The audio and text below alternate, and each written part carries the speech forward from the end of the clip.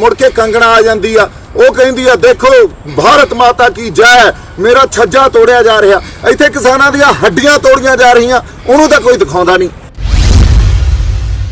जिहड़ा ऑर्डीनेंस आया किसानां नूं मैं दसदा, तुसीं बादल बैठे रहो, उन्हां दे हत्थ पल्ले कुछ नहीं आ।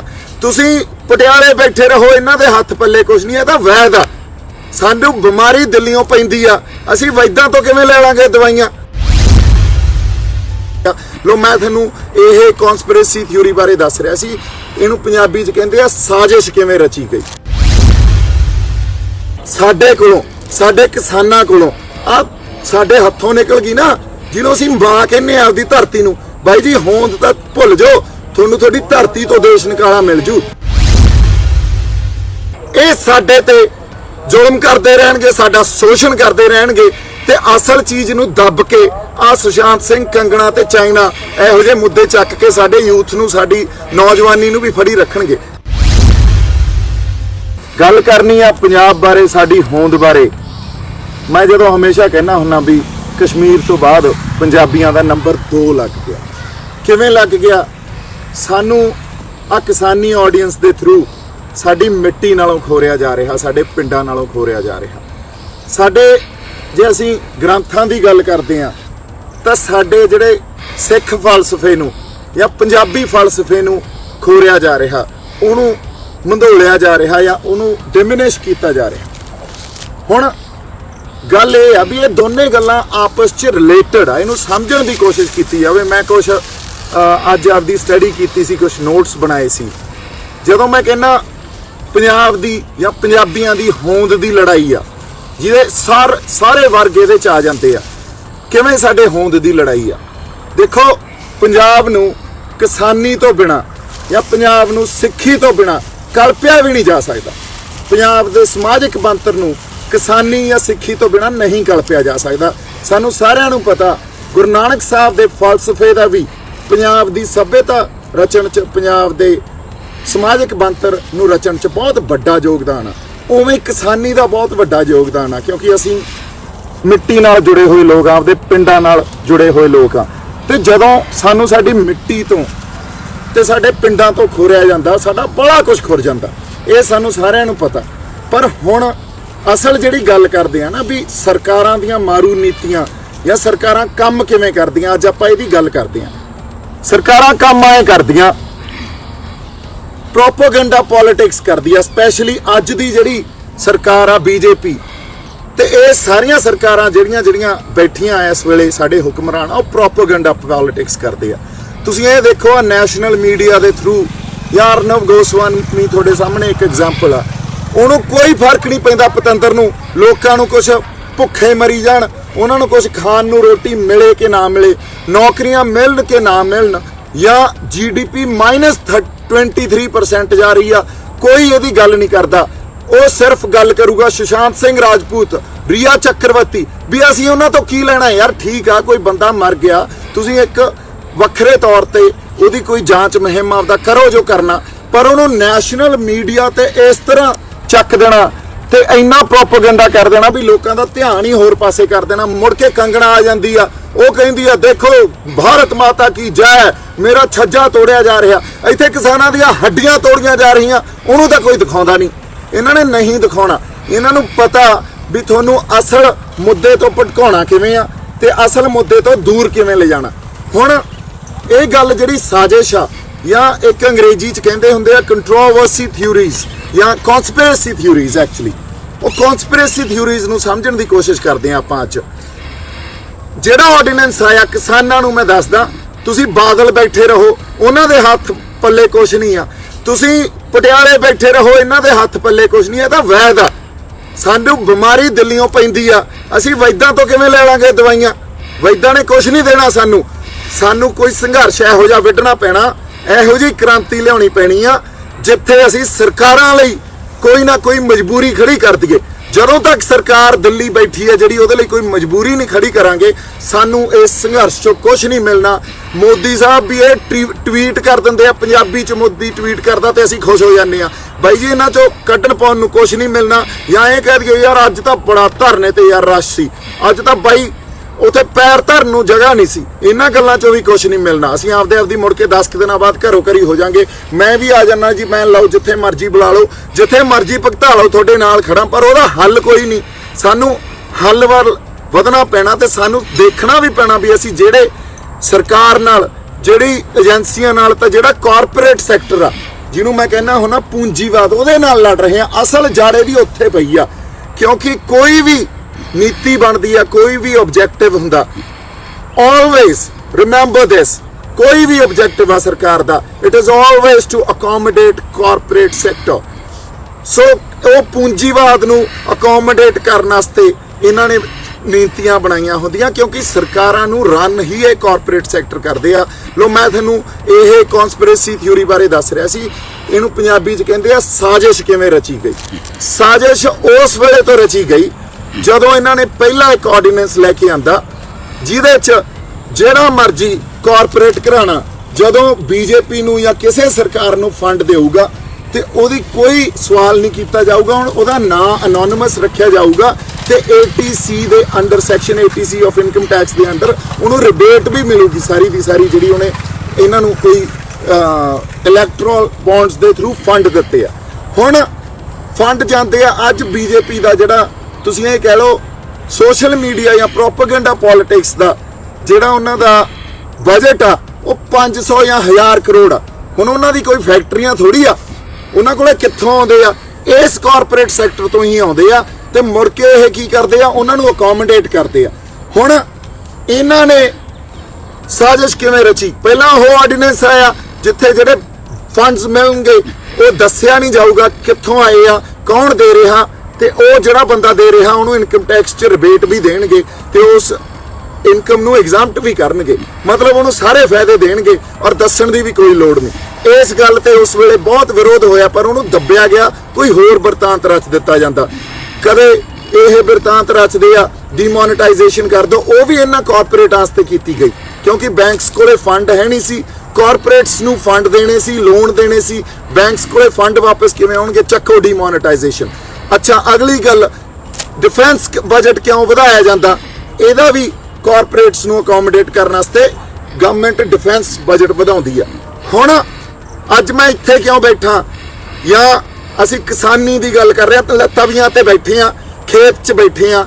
ਮੈਂ ਇਹ ਕਹਿੰਦਾ ਵੀ ਆਹ ਸਾਡੀ ਮਿੱਟੀ ਨਾਲ ਬਾਈ ਜੀ ਸਾਡੀ ਹੋਂਦ ਜੁੜੀ ਆ, ਤੇ ਜਿੱਦਾਂ ਇਹ ਸਾਡੇ ਨਾਲੋਂ ਤੋੜਤੀ ਨਾ ਪੰਜਾਬ ਤੇ ਅਸੀਂ ਖਤਮ ਹੋ ਜਾਾਂਗੇ। ਸਾਡੀ ਹੋਂਦ ਨੂੰ ਨਹੀਂ ਕਲਪ ਸਕਦੇ ਮੁੜ ਕੇ।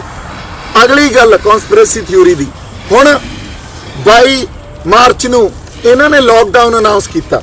ਇਹਨਾਂ ਨੂੰ ਪਤਾ ਸੀ ਵੀ ਰਾਤੋਂ ਰਾਤ 8 ਕਰੋੜ ਲੇਬਰ ਜਾਂ ਮਾਈਗ੍ਰੈਂਟਸ ਉਹ ਹੋਮਲੈਸ ਹੋ ਜਾਣਗੇ, ਉਹ ਘਰੋਂ ਬਾਹਰ ਹੋ ਜਾਣਗੇ, ਜਿੱਥੇ ਆਪਦੇ ਕੰਮ ਕਰਦੇ ਆ ਉਹ ਜੌਬਸ ਤੋਂ ਨਿਕਲ ਜਾਣਗੇ ਤੇ ਆਪਦੇ ਦੇਸ਼ਾਂ ਵੱਲ, ਆਪਦੇ ਸਟੇਟਸ ਵੱਲ, ਬਿਹਾਰ ਯੂਪੀ ਦੀ ਲੇਬਰ ਜਿਵੇਂ ਗਈ ਆ ਉਧਰ ਨੂੰ ਚਾਲਾ ਪਾਉਣਗੇ। ਤੁਹਾਨੂੰ ਕੀ ਲੱਗਦਾ ਇਹ ਰੇਲਾਂ ਨਹੀਂ ਚਲਾ ਸਕਦੇ ਸੀ ਕਿ ਹਵਾਈ ਜਹਾਜ਼ ਨਹੀਂ ਚਲਾ ਸਕਦੇ ਸੀ? ਉਹਨਾਂ ਨੂੰ ਭੇਜਣ ਵਾਸਤੇ ਚਲਾ ਸਕਦੇ ਸੀ, ਪਰ ਨਹੀਂ ਚਲਾਏ ਗਏ। ਕਿਉਂ ਨਹੀਂ ਚਲਾਏ ਗਏ? ਕਿਉਂਕਿ ਇਹ ਚਾਹੁੰਦੇ ਸੀ ਵੀ ਉਹ ਪੂਰੀ ਲੇਬਰ ਜਿਹੜੀ ਜਾਵੇ ਉਹ ਪੂਰੀ ਹਾਰਡਸ਼ਿਪ, ਮਤਲਬ ਸਖਤ ਜਿਹੜੀਆਂ ਉਹਨਾਂ ਤੇ ਕੋਈ ਗੱਲਾਂ ਵੀ ਉਹਨਾਂ ਦੇ ਡੰਡੇ ਵੀ ਮਾਰੋ ਤੇ ਉਹਨਾਂ ਨੂੰ ਐ ਭੇਜੋ ਵੀ ਤੇ ਜ਼ੁਲਮ ਵੀ ਕਰੋ ਉਹਨਾਂ ਤੇ, ਉਹ ਸਾਰੇ ਜਿਹੜੇ ਸਰਕਮਸਟੈਂਸਸ ਫੇਸ ਕਰਕੇ ਆਪਦੇ ਘਰੋਂ ਘਰੀ ਜਾਵੇ। ਤੇ ਇਸ ਕਰਕੇ ਵੀ ਮੁੜ ਕੇ ਆਉਣ ਦਾ ਨਾਂ ਨਾ ਲਵੇ।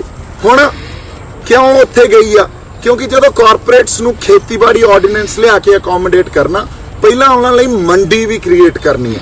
ਤਾਂ ਯੂਪੀ, ਬਿਹਾਰ ਜਾਂ ਹੋਰ ਜਿਹੜੀਆਂ ਸਟੇਟਾਂ ਤੋਂ ਜਿੱਥੋਂ ਲੇਬਰ ਆਈ ਸੀ, ਜਿੱਥੇ ਖੇਤੀ ਉਸ ਤਰ੍ਹਾਂ ਨਹੀਂ ਹੁੰਦੀ ਜਿਵੇਂ ਪੰਜਾਬ 'ਚ ਹੁੰਦੀ ਆ ਸਾਡੇ ਜਾਂ ਹਰਿਆਣੇ 'ਚ ਹੁੰਦੀ ਆ, ਤਾਂ ਉਹਨਾਂ ਲੇਬਰ ਨੂੰ ਉੱਥੇ ਭੇਜਿਆ ਗਿਆ ਵਾਪਸ ਆਪਦੇ ਘਰ, ਜਿੱਥੇ ਇਹਨਾਂ ਨੂੰ ਪਤਾ ਵੀ ਉਹਨਾਂ ਕੋਲੇ ਹੋਰ ਕੋਈ ਢੰਗ ਰਹਿਣਾ ਨਹੀਂ ਕਮਾਈ ਦਾ, ਸਿਰਫ ਉਹ ਰਹਿਣਗੇ ਖੇਤੀਬਾੜੀ ਤੇ ਨਿਰਭਰ। ਹੁਣ ਉੱਥੇ ਅਗਲੀ ਗੱਲ ਸੁਣ ਲਿਓ, ਉੱਥੇ ਜਾਣਗੇ ਇਹ ਕਾਰਪੋਰੇਟ ਹਾਊਸਸ, ਡੀਮਾਰਟ ਹੋ ਗਿਆ, ਆ ਬ੍ਰਿਟਾਨੀਆ ਹੋ ਗਿਆ, ਰਿਲਾਇੰਸ ਫਰੈਸ਼ ਹੋ ਗਿਆ, ਅਦਾਨੀ ਦੇ ਜਿਹੜੇ ਮਰਜ਼ੀ ਇਹਦੇ 'ਚ ਹੋ ਗਏ, ਇਹ ਜਾਣਗੇ ਉੱਥੇ, ਗੋਦਰੇਜ ਹੋ ਗਿਆ, ਹਨਾ। ਇਹਨਾਂ ਨੇ ਉਸ ਲੇਬਰ ਨੂੰ ਜਾ ਕੇ ਐਕਸਪਲੋਇਟ ਕਰਨਾ, ਇਹਨਾਂ ਨੇ ਉਹਨਾਂ ਤੇ ਧੱਕੇ ਕਰਨੇ ਆ ਵੀ ਤੁਸੀਂ ਐਂ ਕਰੋ, ਤੁਸੀਂ ਇੱਥੇ ਹੀ ਖੇਤੀ ਕਰੋ, ਅਸੀਂ ਤੁਹਾਨੂੰ ਦਿੰਨੇ ਆ ਪੈਸੇ। ਪੈਸੇ ਕਿਹੜੇ ਦੇਣੇ ਆ? ਐਕਸਪਲੋਇਟ ਕਰਨਾ, ਉਹਨਾਂ ਤੋਂ ਸਲੇਵਰੀ ਕਰਾਉਣੀ ਆ, ਉਹਨਾਂ ਤੋਂ ਸਲੇਵਰੀ ਕਰਾ ਕੇ ਉੱਥੇ ਜੋ ਚਾਹਣਗੇ ਪੈਦਾ ਕਰਾਉਣਗੇ। ਹੁਣ ਮੰਨ ਲਓ ਇੱਕ ਤਾਂ ਜਿਹੜੀ कणक आ वो बिहार च पैदा हो रही है तो असीं पैदा कर रहे हैं पंजाब च। पहली गल तो साडे कोले लेबर नहीं होनी, इत्थे लेबर नहीं होनी तो प्रोडक्ट कॉस्ट वधूगी। फसल पैदा करन दी पहलां ही बथेरी है साडी कॉस्ट, इनपुट कॉस्ट आ जिहड़ी खेती दी वो वधूगी। ਉਹਨਾਂ ਦੀ ਇਨਪੁਟ ਕਾਸਟ ਉੱਥੇ ਘੱਟ ਹੋਊਗੀ ਕਿਉਂਕਿ ਉਹਨਾਂ ਨੇ ਉਹ ਲੇਬਰ ਨੂੰ ਐਕਸਪਲੋਇਟ ਕਰਕੇ ਘੱਟ ਪੈਸਿਆਂ ਤੇ ਘਰੇ ਬਹਿ ਕੇ ਪੈਸੇ ਦੇਣੇ ਆ। ਅਗਲਿਆਂ ਕੋਲੇ ਤਾਂ ਉਹ ਕੰਮ ਹੈ ਨਹੀਂ ਸੀ, ਹੁਣ ਕੰਮ ਮਿਲਦਾ ਤਾਂ ਉੱਥੇ ਰਹਿ ਕੇ ਕੰਮ ਕਰਨਗੇ ਉਹ। ਅੱਛਾ, ਇਸ ਨਾਲ ਕੀ ਹੋਊ? ਪੰਜਾਬ ਦਾ ਜਿਹੜਾ ਕਿਸਾਨੀ ਆ ਜਾਂ ਪੰਜਾਬ ਦਾ ਜਿਹੜਾ ਐਗਰੀਕਲਚਰ ਆਪਣਾ ਇੱਕ ਸਿਸਟਮ ਆ, ਐਗਰੇਰੀਅਨ ਸੁਸਾਇਟੀ ਆ, ਉੱਥੇ ਸਾਡੀ ਕਾਸਟ ਵਧੀ ਤਾਂ ਫਸਲਾਂ ਦੇ ਮੁੱਲ ਵਧਣਗੇ, ਉਹਨਾਂ ਦੀਆਂ ਫਸਲਾਂ ਦੇ ਮੁੱਲ ਹੋਣਗੇ ਘੱਟ ਬਾਈ ਜੀ। ਇਸ ਕਰਕੇ ਉਸ ਕੰਪੀਟੀਸ਼ਨ 'ਚ ਆ ਕੇ ਸਾਨੂੰ ਆਪਦੇ ਮੁੱਲ ਵੀ ਥੱਲੇ ਸਿੱਟਣੇ ਪੈਣੇ ਆ। ਜਦੋਂ ਅਸੀਂ ਘੱਟ ਮੁੱਲਾਂ ਤੇ ਫਸਲਾਂ ਵੇਚੀਆਂ ਤੇ ਸਾਡੇ ਹੱਥਾਂ 'ਚ ਤਾਂ ਕੁਝ ਰਹਿ ਹੀ ਨਹੀਂ ਜਾਣਾ ਨਾ। ਅਸੀਂ ਜੇ ਸੋਚਦੇ ਆ ਵੀ ਹੁਣ ਕਿਸਾਨੀ ਤੋਂ ਮੁਨਾਫਾ ਹੋ ਜੂ, ਸਾਨੂੰ ਕੋਈ ਮੁਨਾਫਾ ਨਹੀਂ ਹੋਣਾ। ਜੇ ਅੱਜ 1900 ਰੁਪਏ ਜਿਹੜੀ ਤੁਸੀਂ ਕਹਿ ਲਓ MSP ਆ ਆਪਾਂ ਨੂੰ ਕਣਕ ਦੀ ਪਰ ਕੁਇੰਟਲ, ਤੇ ਉਹ 1900 ਉਹਨਾਂ ਨੇ ਵੇਚਣਾ 1500। ਹੁਣ ਤੁਹਾਨੂੰ ਕੰਪੀਟੀਸ਼ਨ ਪ੍ਰਾਈਸ ਦੇਣੀ ਪੈਣੀ ਆ, ਤੁਹਾਨੂੰ 1500 ਹੀ ਵੇਚਣੀ ਪੈਣੀ ਆ। ਇਸ ਚੱਕਰ 'ਚ ਪੰਜਾਬ ਦੀ ਜਿਹੜੀ ਇਕਨੋਮੀ ਆ ਉਹਨੇ ਹੋਰ ਡਿੱਗ ਪੈਣਾ, ਪੰਜਾਬ ਦੀ ਪਰ ਕੈਪੀਟਾ ਇਨਕਮ ਹੋਰ ਡਿੱਗ ਪੈਣੀ ਆ। ਸੋ ਇਸ ਨਾਲ ਕੀ ਹੋਊ? ਹੁਣ ਸਾਡੀਆਂ ਜ਼ਮੀਨਾਂ ਸਸਤੀਆਂ ਹੋਣਗੀਆਂ, ਹੋਰ 5-10 ਸਾਲਾਂ ਨੂੰ ਜ਼ਮੀਨਾਂ ਸਸਤੀਆਂ ਹੋਣਗੀਆਂ ਤੇ ਉਹ ਕਾਰਪੋਰੇਟ ਘਰਾਣੇ ਜਿਹੜੇ ਬੈਠੇ ਆ ਵੱਡੇ ਵੱਡੇ, ਉਹਨਾਂ ਨੇ ਆ ਕੇ ਇੱਥੇ ਜ਼ਮੀਨਾਂ ਵੀ ਖਰੀਦਣੀਆਂ, ਤੁਹਾਨੂੰ ਤੁਹਾਡੀਆਂ ਜ਼ਮੀਨਾਂ ਤੋਂ ਵੀ ਤੋੜਨਾ। ਮੈਂ ਜੇ ਕਹਿੰਦਾ ਹੋਂਦ ਦੀ ਲੜਾਈ ਆ, ਜੇ ਸਾਡੇ ਕੋਲੋਂ ਸਾਡੇ ਕਿਸਾਨਾਂ ਕੋਲੋਂ ਆ ਸਾਡੇ ਹੱਥੋਂ ਨਿਕਲ ਗਈ ਨਾ, ਜਿਹਨੂੰ ਅਸੀਂ ਮਾਂ ਕਹਿੰਦੇ ਆ ਆਪਦੀ ਧਰਤੀ ਨੂੰ, ਬਾਈ ਜੀ ਹੋਂਦ ਤਾਂ ਭੁੱਲ ਜਾਓ, ਤੁਹਾਨੂੰ ਤੁਹਾਡੀ ਧਰਤੀ ਤੋਂ ਦੇਸ਼ ਨਿਕਾਲਾ ਮਿਲ ਜੂ। ਹੁਣ ਮੇਰੇ ਤੇ ਜਿਹੜੇ ਬੰਦੇ ਸਵਾਲ ਕਰਦੇ ਆ ਨਾ ਵੀ ਇਹ ਸਨੀ ਦਿਓਲ ਦੇ ਨਾਲ ਸੀ, ਬੀਜੇਪੀ ਦੇ ਅਗੇਂਸਟ ਬੋਲਦਾ, he is a black sheep, ਇਹ ਤਾਂ ਪਲਾਂਟ ਕੀਤਾ ਹੋਇਆ। ਲੈ ਮੈਂ ਇਹ ਕਹਿੰਦਾ ਮੇਰੇ ਆ 50-50 ਸਾਲ ਹੋ ਗਏ ਤੁਹਾਡੇ ਨਾਲ ਜਿਹੜੇ ਲੀਡਰ ਖੜੇ ਆ, ਹਰ ਬੰਦੇ ਨੇ ਗਦਾਰੀ ਕੀਤੀ ਆ, ਤੇ ਜੇ ਮੈਂ ਗਦਾਰੀ ਕਰ ਜਾ ਮੈਨੂੰ ਦੇਸ਼ ਨਿਕਾਲਾ ਦੇ ਦਿਓ, ਪੰਜਾਬ ਨਿਕਾਲਾ ਦੇ ਦਿਓ, ਮੁੜ ਕੇ ਨਹੀਂ ਮੈਂ ਮੂੰਹ ਦਿਖਾਉਂਦਾ। ਮੈਂ ਕੋਈ ਇਲੈਕਸ਼ਨ ਨਹੀਂ ਲੜਨੇ, ਮੈਂ ਤਾਂ ਉਹਦੇ ਲੋਕਾਂ ਲਈ ਲੜਨ ਆਇਆ। ਤੇ ਕਿਸਾਨ ਜਥੇਬੰਦੀਆਂ ਨੂੰ ਮੈਂ ਅਪੀਲ ਕਰਦਾ, ਬੈਠ ਕੇ ਸਾਨੂੰ ਢੰਗ ਲੱਭਣਾ ਪਊਗਾ, ਕੋਈ ਨਾ ਕੋਈ ਪੋਲੀਟੀਕਲ ਮਜਬੂਰੀ ਖੜੀ ਕਰਨੀ ਪਊਗੀ। ਜਦੋਂ ਤੱਕ ਅਸੀਂ ਇਹਨਾਂ ਦੀ ਮਜਬੂਰੀ ਨਹੀਂ ਖੜੀ ਕਰਦੇ, ਇਹ ਸਾਡੇ ਤੇ ਜ਼ੁਲਮ ਕਰਦੇ ਰਹਿਣਗੇ, ਸਾਡਾ ਸ਼ੋਸ਼ਣ ਕਰਦੇ ਰਹਿਣਗੇ, ਤੇ ਅਸਲ ਚੀਜ਼ ਨੂੰ ਦੱਬ ਕੇ ਆ ਸੁਸ਼ਾਂਤ ਸਿੰਘ, ਕੰਗਣਾ ਤੇ ਚਾਈਨਾ ਇਹੋ ਜਿਹੇ ਮੁੱਦੇ ਚੱਕ ਕੇ ਸਾਡੇ ਯੂਥ ਨੂੰ, ਸਾਡੀ ਨੌਜਵਾਨੀ ਨੂੰ ਵੀ ਫੜੀ ਰੱਖਣਗੇ। ਤਾਂ ਗੱਲ ਸਾਡੇ ਗ੍ਰੰਥਾਂ ਤੇ ਆ, ਅੱਜ ਗੱਲ ਸਾਡੀ ਕਿਸਾਨੀ ਤੇ ਆ। ਹੁਣ ਇਸੇ ਚੱਕਰ 'ਚ ਆਪਾਂ ਇਹ ਕਹਿੰਦੇ ਆ ਵੀ ਕਿਉਂ ਨਹੀਂ ਵਿਰੋਧ ਹੋ ਰਿਹਾ ਇਹਦਾ ਆਲ ਇੰਡੀਆ ਲੈਵਲ ਤੇ, ਬਿਹਾਰ, ਯੂਪੀ, MP, ਰਾਜਸਥਾਨ, ਇੱਥੇ ਕਿਉਂ ਨਹੀਂ ਵਿਰੋਧ ਹੋ ਰਿਹਾ? ਬਾਈ ਜੀ ਉੱਥੇ ਵਿਰੋਧ ਹੋ ਹੀ ਨਹੀਂ ਸਕਦਾ। ਪੈਸੇ ਤਾਂ ਅੱਜ ਸਾਡੀ ਜਿਹੜੀ ਕਿਸਾਨੀ ਆ, ਸਾਨੂੰ ਸਾਡੇ ਕੋਲੇ ਰਿਸੋਰਸਸ ਵੀ ਆ ਸਿੰਜਾਈ ਦੇ, ਸਾਡੇ ਕੋਲੇ ਪਾਣੀ ਵੀ ਆ, ਸਾਡੇ ਕੋਲੇ ਮਸ਼ੀਨਾਂ ਵੀ ਆ, ਸਾਡੇ ਕੋਲੇ ਲੇਬਰ ਵੀ ਹੁੰਦੀ ਸੀ। ਤੇ ਸਾਡੀ ਕਿਸਾਨੀ ਦਾ ਇੱਕ ਲੈਵਲ ਆ, ਉਹ ਲੈਵਲ ਨਹੀਂ ਰਹਿਣਾ। ਅਸੀਂ ਇਹਨਾਂ ਦੇ ਗੁਲਾਮ ਬਣ ਜਾਾਂਗੇ, ਸਲੇਵ ਬਣ ਜਾਾਂਗੇ, ਇਹਨਾਂ ਦੇ ਥੱਲੇ ਲੱਗ ਕੇ ਜਿਵੇਂ ਕਰਨਗੇ ਉਵੇਂ ਕੰਮ ਕਰਾਈ ਜਾਣਗੇ। ਇੱਕ ਗੱਲ ਹੋਰ ਯਾਦ ਰੱਖਿਓ, ਤੁਹਾਨੂੰ ਇਹ ਪਤਾ ਹੋਣਾ ਚਾਹੀਦਾ ਤੁਸੀਂ ਲੜ ਕਿਹਦੇ ਨਾਲ ਰਹੇ ਹੋ, ਸੰਘਰਸ਼ ਕਿਹਦੇ ਖਿਲਾਫ ਕਰ ਰਹੇ ਹੋ। ਜੇ ਅਸੀਂ ਉਹਨਾਂ ਨੂੰ ਕਹਾਂਗੇ MSP ਹੈ ਨਹੀਂ, ਕਹਿਣਗੇ ਚੱਕੋ MSP। APMCs ਹੈ ਨਹੀਂ, ਜਿੱਥੇ ਜਾ ਕੇ ਅਸੀਂ ਫਸਲਾਂ ਵੇਚਦੇ ਸੀ, ਕਿਉਂਕਿ ਆਰਡੀਨੈਂਸ 'ਚ ਸਭ ਤੋਂ ਵੱਡੀ ਖਰਾਬੀ ਆ ਉੱਥੇ ਮਾਰਕੀਟ ਦੀ ਜਾਂ ਮੰਡੀ ਦੀ ਡੈਫੀਨੇਸ਼ਨ ਹੀ ਨਹੀਂ ਆ। ਜੇ ਸਾਰੇ ਦੇਸ਼ ਨੂੰ ਮੰਡੀ ਕਹੀ ਜਾਂਦੇ ਆ, ਉਹ ਡੈਫੀਨੇਸ਼ਨ ਹੀ ਨਹੀਂ ਆ ਕੋਈ। ਤਾਂ ਜੇ ਸਾਡੇ ਕੋਲੇ ਮੰਡੀ ਨਹੀਂ ਹੈ ਤਾਂ ਸਾਡੇ ਕੋਲੇ MSP ਨਹੀਂ ਆ। MSP ਜੇ ਹੋਵੇ ਵੀ, ਪਹਿਲਾਂ ਤਾਂ ਹੋਰ 6 ਮਹੀਨੇ ਸਾਲ ਬਾਅਦ MSP ਵੀ ਇਹ ਲੈ ਲੈਣਗੇ ਤੁਹਾਡੇ ਤੋਂ। ਜੇ ਹੋਵੇ ਵੀ ਬਾਈ ਜੀ, ਇੱਕ ਪਾਸੇ ਤਾਂ ਕਾਰਪੋਰੇਟ ਬੈਠਾ, ਇੱਕ ਪਾਸੇ ਵੱਡਾ ਵਪਾਰੀ ਬੈਠਾ, ਉਹਨੇ ਸਾਨੂੰ ਕਹਿਣਾ ਲਿਆ ਬਈ ਫਲਾਨਾ ਸਿਆ ਸੈਟ ਆਫ ਦੀ ਫਸਲ ਇੱਥੇ ਮੈਂ ਦਿੰਦਾ ਤੈਨੂੰ ਨਗਦ ਪੈਸੇ, ਤੇ ਮੈਂ ਜਿਹੜਾ 8.5% ਆੜਤੀਏ ਨੂੰ ਤੇ ਦੇਣਾ ਵਿੱਚੋਂ ਉਹ ਵੀ ਨਹੀਂ ਲੈਂਦਾ ਤੇਰੇ ਤੋਂ। ਤੇ ਆਪਣਾ ਤਾਂ ਕਿਸਾਨ ਪਹਿਲਾਂ ਜਿੱਦੇ ਫਸਲ ਆਪਾਂ ਕਣਕ ਨਿਕਲਦੀ ਆ ਅਗਲੇ ਦਿਨ ਵੇਚਣ ਨੂੰ ਤਿਆਰ ਹੁੰਦੇ ਆ, ਸਾਡੇ ਤਾਂ ਖਰਚੇ ਖੜੇ ਹੁੰਦੇ ਆ, ਅਸੀਂ ਕਿੱਥੋਂ ਭੰਡਾਰ ਰੱਖ ਲਾਂਗੇ ਉਹਨਾਂ ਦੇ। ਇਹਨਾਂ ਨੇ ਨਾਲ ਐਸੈਂਸ਼ੀਅਲ ਕਮੋਡਿਟੀ ਐਕਟ ਵੀ ਸੋਧ ਕੀਤੀ ਵੀ ਜਿੰਨਾ ਮਰਜ਼ੀ ਸਟੋਰ ਕਰੋ, ਕਿਸਾਨ ਨਹੀਂ ਸਟੋਰ ਕਰ ਸਕਦਾ, ਵਪਾਰੀ ਹੀ ਕਰ ਸਕਦਾ ਸਟੋਰ। ਇਹ ਵੀ ਸਮਝਣ ਦੀ ਜ਼ਰੂਰਤ ਆ। ਹੁਣ ਅਗਲਾ ਫਲਾਨਾ ਸਿਆ ਕਹੂਗਾ ਯਾਰ ਮੈਨੂੰ ਮਿਲਦੇ ਆ ਅੱਜ ਪੈਸੇ, ਉਹ ਵੀ ਨਗਦ, ਅੱਛਾ ਫਿਰ ਮੈਨੂੰ ਆੜਤੀਏ ਦੇ ਵੀ ਨਹੀਂ ਦੇਣੇ ਪੈਂਦੇ, ਸਿੱਟੋ ਵਪਾਰੀ ਦੇ। ਹੁਣ ਵਪਾਰੀ ਨੇ ਕਹਿਣਾ ਵੀ ਇੱਕ ਗੱਲ ਆ ਤੈਨੂੰ MSP ਤੋਂ 100 ਰੁਪਇਆ ਘੱਟ ਵੇਚਣੀ ਪਊ, ਆਪਾਂ ਕਹਾਂਗੇ ਆ ਚੱਕ ਯਾਰ ਸਾਨੂੰ ਤਾਂ ਜ਼ਰੂਰਤ ਆ।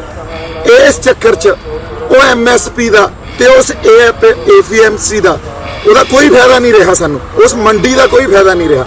ਹੌਲੀ ਹੌਲੀ ਇਹ ਜਿਹੜੀ ਵਪਾਰੀ ਕਲਚਰ ਆ ਜਾਂ ਪੂੰਜੀਵਾਦ ਆ, ਇਹਨੇ ਸਾਡੇ ਤੇ ਹਾਵੀ ਹੋ ਜਾਣਾ, ਕਿਸਾਨੀ ਤੇ ਹਾਵੀ ਹੋ ਜਾਣਾ।